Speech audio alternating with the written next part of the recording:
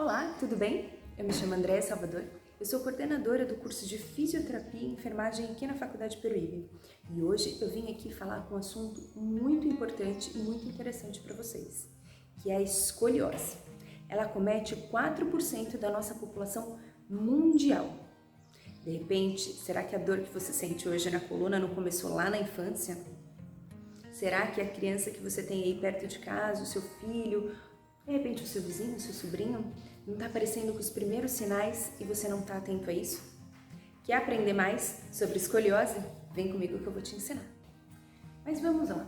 Antes da gente falar a respeito da escoliose, eu quero mostrar algumas coisinhas para vocês. Então a gente vai ali até a lousa digital, eu vou abrir uma imagem para vocês acompanharem comigo e entender quais são primeiro as curvaturas na nossa coluna. A nossa coluna é formada por uma sequência de vértebras. Temos aqui, como vocês podem observar, a sequência cervical, que tem uma curvatura natural.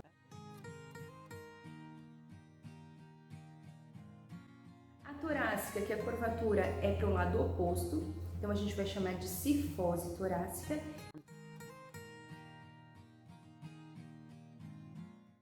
Na lombar, vocês podem perceber que a gente tem uma lordose lombar.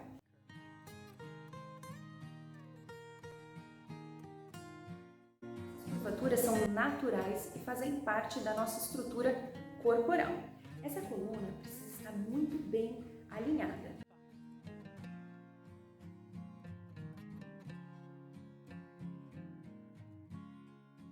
Para dar toda essa sustentação, temos ligamentos, cápsulas e músculos, desde os músculos mais pequenininhos até os músculos maiores, superficiais, que ajudam na estabilização e ajudam na nossa postura.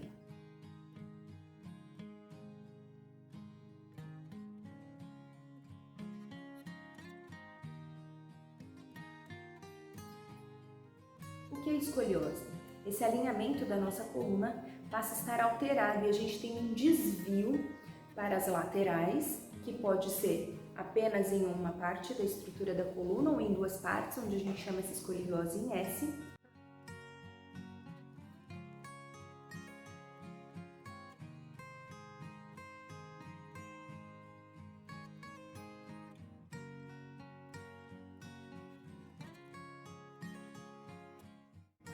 Essa alteração vai fazer com que os nervos se comprimam e provoquem dor.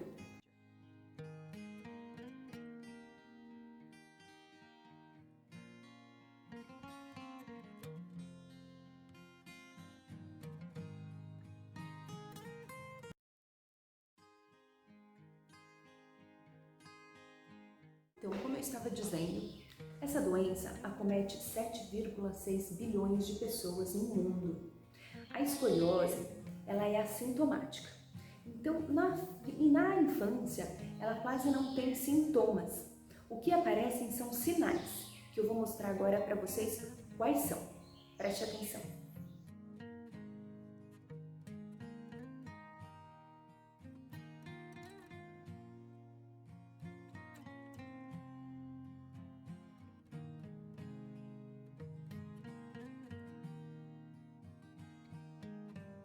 Inicialmente, na infância, a dor não é o principal sintoma. Ela tem uma característica assintomática, porém, 48% das visitas médicas de adultos e idosos em consultórios médicos é por causa de dor nas costas, e uma das causas seria a escoliose, isso segundo a Sociedade Brasileira de Reumatologia. 80% das escolioses, elas são idiopáticas. O que significa isso? Ela não tem uma causa exata profunda. Pode ser uma somatória de coisas ao longo do tempo. Pode ser má postura, carregar peso ou mochilas muito pesadas, no caso das crianças, bolsa, alterações musculares, então utilizar mais um lado da musculatura do que o outro, ou de repente também, alteração no nível das pernas, então o comprimento diferente entre as pernas pode ser uma das causas também. Nas crianças, onde a gente percebe uma maior incidência em meninas, são 7 meninas para cada um menino.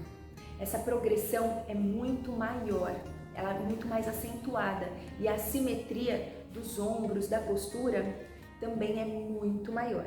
Mas a dor, ela vem tardiamente. É muito difícil a gente, de repente, avaliar uma criança porque com a camisetinha, tudo com o uniforme da escola, quando eles começam a ficar adolescentes, eles passam a esconder o corpo e algumas alterações na postura passam despercebidas. A nossa maior incidência são em crianças de 10 a 14 anos. Eu vou mostrar agora para vocês uma avaliação de uma criança, para vocês terem ideia de como isso a gente pode observar diretamente em uma criança. Como que normalmente um fisioterapeuta, um ortopedista faz os testes e faz essa observação nas crianças. Acompanha comigo. Trouxe hoje um convidado para a gente falar a respeito de escoliose. Já deixei a coluna dele aqui, ó, pintadinha, prontinha, para vocês verem e ficarem atentos no que vocês têm que observar no seu filho, no seu neto, no seu vizinho ou uma criança que vocês têm aí por perto. A escoliose idiopática juvenil é muito comum, tá? Quando as crianças não fazem atividade física, ou estão sedentárias, ou até mesmo ficam na postura incorreta ou carregam muito peso na mochila. Vocês vão ter que observar bem a altura dos ombros, tá? Se eles estão alinhados ou não. E tem roupa fica mais difícil da gente perceber, então precisa que esteja sem camisa. As escápulas, a altura das escápulas. E aí, quando a gente pede para a criança fazer a flexão de tronco lá para frente, a gente vai analisar essa coluna e eu já deixei ela aqui, ó, pintadinha para vocês verem, ó, como que essa alteração pode aparecer.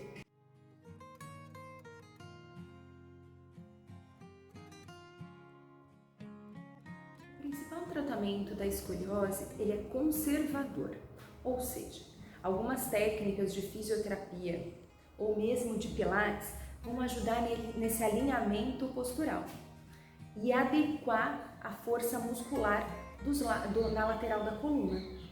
Só que não é só isso, a gente também precisa fortalecer o abdômen e também alongar a cadeia posterior, começando lá das costas, parte posterior da coxa até os pés.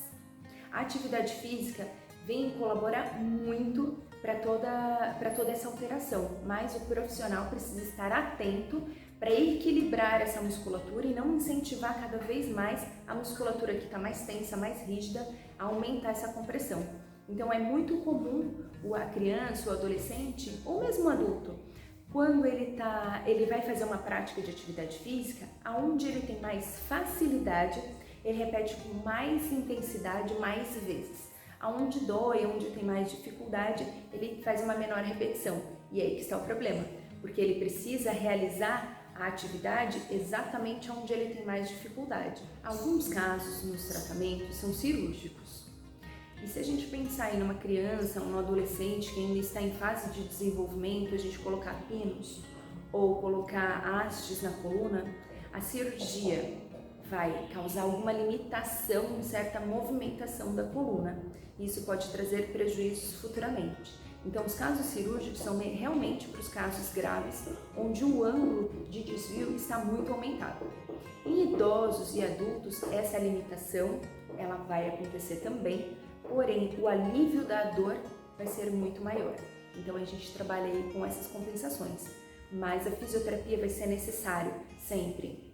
Em casos conservadores, se não tiver jeito, vai para cirurgia, pós-cirurgia, também precisamos fazer um trabalho todo de reeducação postural, de alinhamento, de fortalecimento para essa escoliose não voltar e mesmo assim mantermos a musculatura ainda fortalecida. A cirurgia nem sempre consegue alinhar realmente toda a coluna e essa coluna ficar de novo certinha. Então, em alguns casos, ainda permanecem certas curvaturas.